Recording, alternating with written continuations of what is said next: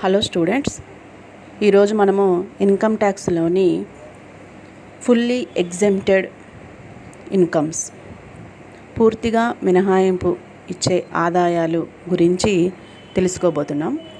మొదటగా అసలు fully exempted incomes, పూర్తిగా మినహాయింపు ఇచ్చే ఆదాయాలు అంటే ఏంటో తెలుసుకుందాం. ఎగ్జెంప్టెడ్ ఇన్కమ్ అంటే ఇటువంటి ఆదాయాలపై ట్యాక్స్ పేయర్ పన్ను చెల్లించవలసిన అవసరం ఉండదో దానిని, అటువంటి ఆదాయాలని ఫుల్లీ ఎగ్జెంప్టెడ్ ఫ్రమ్ ట్యాక్స్ అంటారు. ఇన్కమ్ ట్యాక్స్ యాక్ట్ సెక్షన్ 10 కింద ఇటువంటి కొన్ని ఆదాయాలని ప్రొవిజన్స్ని ఏర్పాటు చేయడం జరిగింది. For example, agriculture income, interest paid to non resident, అలాగే స్కాలర్షిప్ ఇన్కమ్, ఇటువంటి కొన్ని ఆదాయాలు ఫుల్లీ ఎగ్జెంప్టెడ్ ఫ్రమ్ ట్యాక్స్.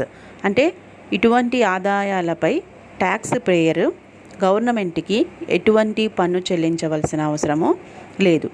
అందుకని ఇటువంటి ఆదాయాలను మనం పూర్తి మినహాయింపు, ఫుల్లీ ఎగ్జెంప్టెడ్ ఇన్కమ్స్ అని అంటాము. అలాగే ఎగ్జెంప్టెడ్ ఇన్కమ్ వేరు, ట్యాక్స్ డిడక్షన్ వేరు. పూర్తిగా పన్ను మినహాయింపు ఆదాయాలు వేరు, అలాగే పన్ను తగ్గింపు వేరు. ఈ రెండిటికి తేడా కూడా మీరు తెలుసుకోవాలి. మొదటిగా ఎగ్జెంప్టెడ్ ఇన్కమ్ అంటే ఏంటో తెలుసుకున్నారు. ఇటువంటి ఇన్కమ్స్ మీద ఎటువంటి పన్ను చెల్లించాల్సిన అవసరం ట్యాక్స్ పేయర్స్కి ఉండదు. వాటినే మనం ఎగ్జెంప్టెడ్ ఇన్కమ్స్ అంటున్నాం. దీని గురించి ఆదాయ పన్ను చట్టం 1961లో సెక్షన్ 10 ప్రకారం కొన్ని ప్రొవిజన్స్ ఇవ్వబడ్డాయి, గైడ్లైన్స్ ఇవ్వబడ్డాయి. దాని ప్రకారం వెళ్తాం. నెక్స్ట్, మరి ట్యాక్స్ డిడక్షన్ అంటే ఏంటి?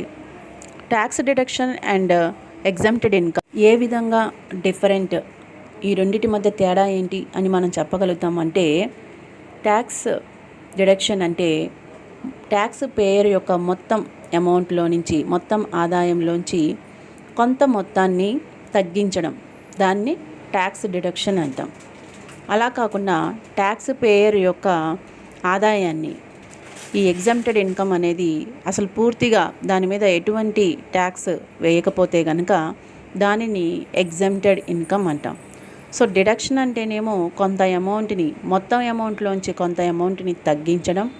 ఎగ్జెంప్టెడ్ అంటేనేమో అటువంటి ఇన్కమ్ మీద ఏమాత్రం కూడా మనం ట్యాక్స్ అనేది, పన్ను అనేది విధించకపోవటం. సో ఈ రెండింటి మధ్య తేడా ఇది. ట్యాక్స్ డిడక్షన్ కోసం ట్యాక్స్ పేయర్, పన్ను చెల్లింపుదారుడు ట్యాక్స్ సేవింగ్ వచ్చే ఇన్స్ట్రుమెంట్స్లో దేనిలో అయినా పొదుపు చేస్తే కనుక, ఇన్వెస్ట్ చేస్తే కనుక అతనికి పన్ను తగ్గింపు అనేది వస్తుంది. ఈ పన్ను తగ్గింపు అనేది 1.5 lakhs, 1,50,000 వరకు మాత్రమే ఉంది. అంటే ట్యాక్స్ పేరు 1,50,000 వరకు పన్ను తగ్గించుకునే అవకాశం ఇన్కమ్ ట్యాక్స్ యాక్ట్ ప్రకారం అతనికి ఇవ్వబడింది. కానీ ఎగ్జెంప్టెడ్ ఇన్కమ్ అనేది అలా కాదు. ఎగ్జెంప్టెడ్ ఇన్కమ్ పూర్తిగా మినహాయింపు, పన్ను నుండి పూర్తిగా మినహాయింపు ఉంటుంది. ఎటువంటి పన్ను కూడా ట్యాక్స్ పేయర్ చెల్లించవలసిన అవసరం ఉండదు. సో పన్ను మినహాయింపు మరియు పన్ను తగ్గింపు గురించి తెలుసుకున్నాము. మరి ఈ పన్ను మినహాయింపు ఆదాయాలు, పూర్తిగా పన్ను నుండి మినహాయింపు వచ్చే ఆదాయాలకి ఎవరు ఎలిజిబుల్ అవుతారు, ఏ పర్సన్ ఎలిజిబుల్ అవుతారు అనేది ఇప్పుడు చూద్దాము. ఎగ్జెంప్టెడ్ ఇన్కమ్ కిందకి వచ్చే ఆదాయాల్ని ఏ వ్యక్తి సంపాదించినా సరే, ఏ వ్యక్తి యొక్క ఆదాయమైనా సరే అతను ఫుల్లీ ఎగ్జెంప్టెడ్ కిందకే వస్తారు. ఫర్ ఎగ్జాంపుల్, అగ్రికల్చర్ ఇన్కమ్ అవ్వచ్చు, నాన్ రెసిడెంట్కి పే చేసే ఇంట్రెస్ట్ అవ్వచ్చు, ప్రావిడెంట్ ఫండ్ అవ్వచ్చు, ఏదైనా అవ్వచ్చు.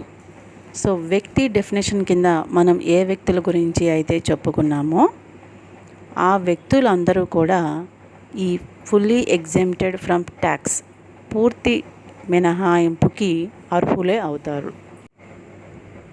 ఇటువంటి ఆదాయాలపై ఎటువంటి పన్ను విధించకపోయినప్పటికీ ఈ వ్యక్తి ఇన్కమ్ ట్యాక్స్ రిటర్న్స్ ఫైల్ చేసేటప్పుడు ఈ ఆదాయానికి సంబంధించిన డిక్లరేషన్ కంపల్సరీ ఇవ్వాలి.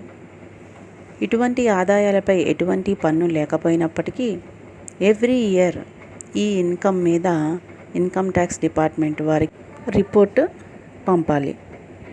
అదేవిధంగా ఈ ఎగ్జెంప్టెడ్ ఇన్కమ్స్ కిందకి వచ్చే కొన్ని ఆదాయాలని ఎగ్జాంపుల్స్ కొన్నిటిని చూద్దాము.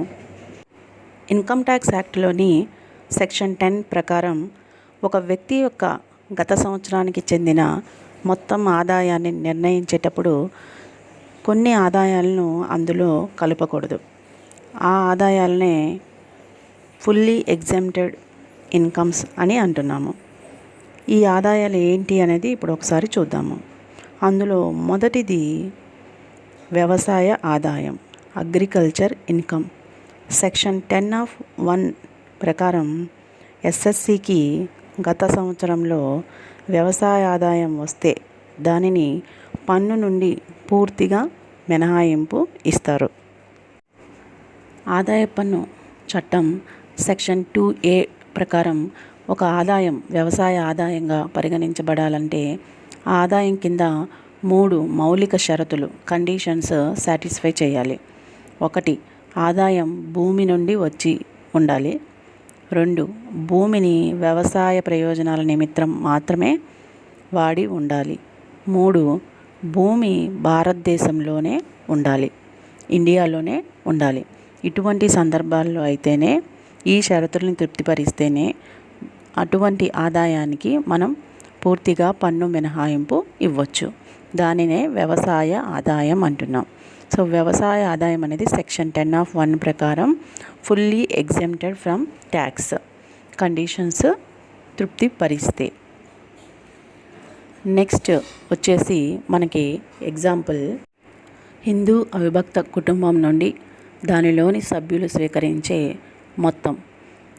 సెక్షన్ 10(2) ప్రకారం హిందూ అవిభక్త కుటుంబం HUF సభ్యుడైన ఒక విడి వ్యక్తి ఆ కుటుంబ ఆదాయం నుండి కానీ లేదా కుటుంబం యొక్క అవిభాజ్య సంపద నుండి కానీ ఏదైనా మొత్తం స్వీకరిస్తే వాటి మీద పన్ను అనేది అతనికి విధించబడదు.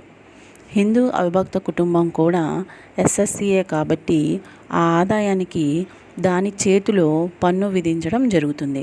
కాబట్టి ఒక సభ్యుడు దాని యొక్క ఆదాయం నుండి స్వీకరించిన మొత్తం మీద పన్ను విధిస్తే అది 2 సార్లు పన్ను విధించడం అనేది అవుతుంది.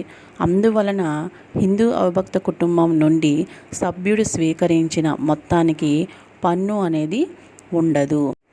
మరొక ఎగ్జాంపుల్ తీసుకుంటే సమస్త ఆదాయం నుండి భాగస్తుని వాటా share of profit. Section 10(2)A ప్రకారం భాగస్వామ్య వ్యాపార సంస్థపై ప్రత్యేకంగా పన్ను నిర్ధారించడం అనేది జరుగుతుంది. అందువల్ల దాని ఆదాయం నుండి భాగస్థుడు స్వీకరించిన వాటా షేర్ అమౌంట్ ఉంటుంది కదా, ఆ ఆదాయంపై పన్ను పరిధి నుండి పూర్తిగా మినహాయించబడుతుంది. ఆ ఆదాయంపై ఎటువంటి పన్ను కూడా విధించబడదు. నెక్స్ట్ మరొక ఎగ్జాంపుల్ తీసుకుంటే ఇంట్రెస్ట్ పెయిడ్ టు నాన్ రెసిడెంట్కు చెల్లించే వడ్డీ. ఇది సెక్షన్ 10(4)లో చెప్పబడింది. నాన్ రెసిడెంట్ విషయంలో కేంద్ర ప్రభుత్వం అధికార రాజపత్రం జారీ చేయడం ద్వారా నిర్దిష్టపరిచిన సెక్యూరిటీలు, బాండ్ల మీద వడ్డీ, అటువంటి బాండ్లను తిరిగి చెల్లించేటప్పుడు ప్రీమియం రూపంలో లభించే ఆదాయాలు ఇటువంటి మీద మాత్రమే పన్ను ఉండదు. ఇది గుర్తుపెట్టుకోవాలి. నాన్ రెసిడెంట్కు చెల్లించే వడ్డీ సెక్షన్ 10(4) ప్రకారం పూర్తి మినహాయింపు ఇవ్వబడుతుంది. నెక్స్ట్ నాన్ రెసిడెంట్ ఖాతా మీద విదేశీ ఖాతా మీద చెల్లించే వడ్డీ సెక్షన్ 10(4)(2)లో ఒక విడి వ్యక్తి విషయంలో అతను విదేశీ మారక ద్రవ్య క్రమబద్ధీకరణ చట్టం 1973లోని సెక్షన్ 2లో నిర్వచించబడిన విధంగా భారతదేశం వెలుపల రెసిడెంట్ అయితే ఆ చట్టంలో చెప్పబడిన ప్రకారం భారతదేశంలోని ఏ బ్యాంకులోనైనా నాన్ రెసిడెంట్ ఖాతాలో అతనికి ఉన్న జమ మీద, పొదుపు మీద వడ్డీ చెల్లిస్తే అది పన్ను మినహాయింపుకి వస్తుంది. పన్ను మినహాయింపు అనేది దాని మీద లభిస్తుంది అని అర్థం. అదేవిధంగా నిర్దిష్ట పొదుపు పత్రాల మీద నాన్ రెసిడెంట్కు లభించే వడ్డీ సెక్షన్ 10(4)(b)లో ఒక విడి వ్యక్తికి అతను కనుక భారతీయ పౌరుడైతే, ఇండియన్ సిటిజన్ అయితే, లేదా భారతదేశానికి చెంది నాన్ రెసిడెంట్ అయితే కేంద్ర ప్రభుత్వ అధికార రాజపత్రంలో ప్రకటన చేసి జారీ చేసిన పొదుపు పత్రాల మీద వడ్డీ రూపంలో వచ్చే ఆదాయానికి పన్ను అనేది ఉండదు. నెక్స్ట్ సెక్షన్ 10(5) ప్రకారం లీవ్ ట్రావెల్ అలవెన్స్ అంటారు. అంటే లీవ్ మీద ఎంప్లాయీ కనుక ట్రావెలింగ్ చేస్తే అతనికి లీవ్ ట్రావెల్ కన్సెషన్ అనేది, అలవెన్స్ అనేది ఇవ్వడం జరుగుతుంది. దీనికి అయితే కొన్ని కండిషన్స్ కూడా ఉన్నాయి. యాక్చువల్ జర్నీ అనేది is a must to claim the exemption and only domestic travel is considered for exemption. అంటే ఇండియాలోనే ట్రావెల్ అనేది ఉండాలి. ఇంటర్నేషనల్ ట్రావెల్ అనేది దీని కింద కవర్ అవ్వదు. అలాగే the exemption for travel is available for the employee alone or with his family. ఎంప్లాయీకి మాత్రమే అయినా క్లెయిమ్ చేసుకోవచ్చు, లేదంటే అతని ఫ్యామిలీ మెంబర్స్కి కూడా దీన్ని క్లెయిమ్ చేసుకునే అవకాశం ఉంది. ఇందులో చిల్డ్రన్ ఉంటారు, స్పౌస్ ఉంటారు, అలాగే డిపెండెంట్ పేరెంట్స్ ఉంటారు, బ్రదర్స్, సిస్టర్స్, ఫ్యామిలీ మొత్తానికి కూడా ఈ లీవ్ ట్రావెల్ కన్సెషన్ అనేది శాలరీడ్ ఎంప్లాయీస్కి ఈ ఎలిజిబిలిటీ అనేది ఉంది. ఇది కూడా పన్ను నుండి పూర్తిగా మినహాయింపు వస్తుంది.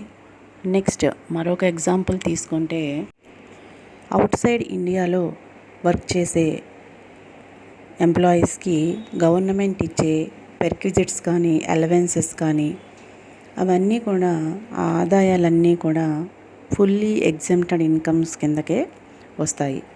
ఇవన్నీ కూడా సెక్షన్ 10(7) ప్రకారం చెప్పబడ్డాయి.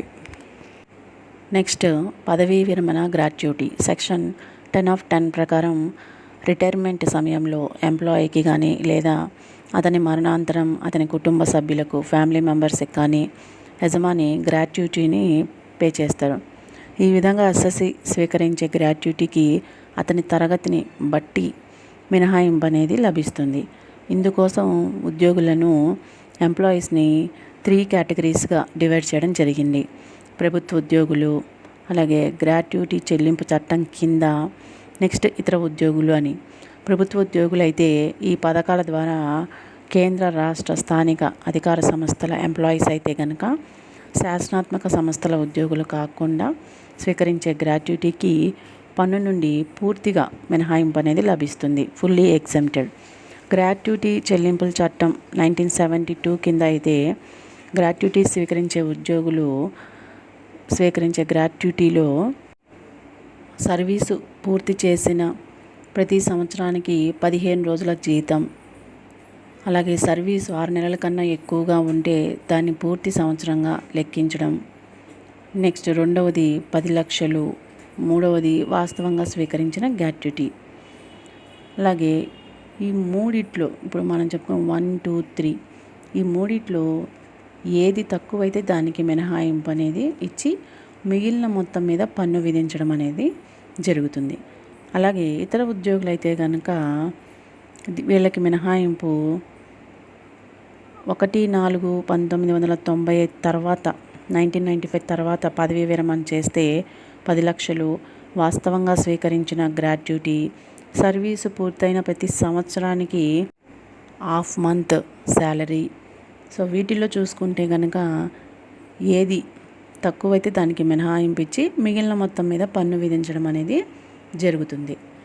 నెక్స్ట్ ఇంకొక ఎగ్జాంపుల్ తీసుకుంటే మనం పెన్షన్ మార్పిడి విలువ సెక్షన్ 10(10)(a).